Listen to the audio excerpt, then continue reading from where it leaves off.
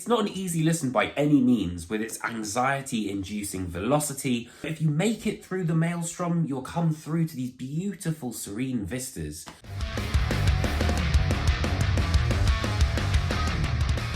Hi guys, welcome back, and hello if you are new. So after the world-crushing Sulphur English in 2019, at last Into ARMA have returned with a brand new album in the form of New Heaven.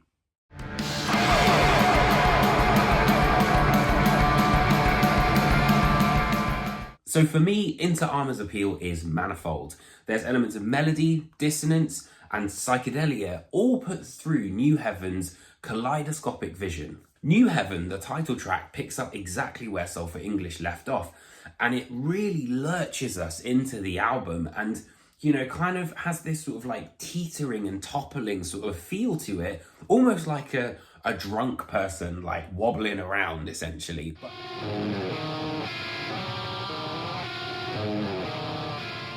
As I've said so many times, you know, I think heavy really is kind of a state of mind, and New Heaven progressively crushes the listener with more and more weight as the record goes on. Concrete Cliffs, for example, relentlessly uses these bends on guitar to really amplify that sense of weight.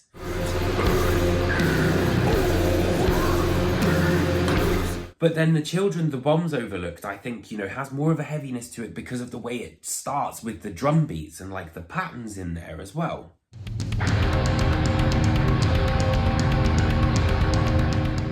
And whilst Desolation's Harp definitely keeps that anxiety-inducing dissonance up, there's definitely another element to Into ARMA, and that is space. And space, again, is kind of a little bit more of an abstract way of putting it, I guess. But, you know, the vocals kind of take a step back on Gardens in the Dark, for example, and have this kind of booming feel to them.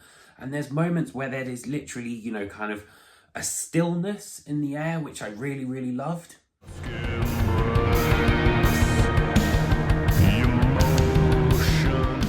But then you've got the end of the album, which is Forest Service Road Blues, which, you know, has this beautiful violin and nice piano, but also reprises what I think is a melody from Endless Grey and tips the hat to Johnny Cash, Nick Cave, you know, really makes for quite a poignant way to end the record. To speak anymore. At times, though, this sort of sense of light weightiness, I guess, is because we're being thrown into the abyss. Violet Seizures sees a free fall where literally blast beats are just flying past. Psychedelia also plays into this by using electronics on The Children the Bombs Overlooked, which really does make you feel like you're going into this swirling vortex of sound. And where solos are concerned, you know, they're not bountiful, but when they do appear, they're amazing. Concrete Cliffs, I think, is probably one of my favourite Into ARMA solos. And the way that they bend, you know, all of those sort of like key notes make you feel like you're just being slingshotted into the sky.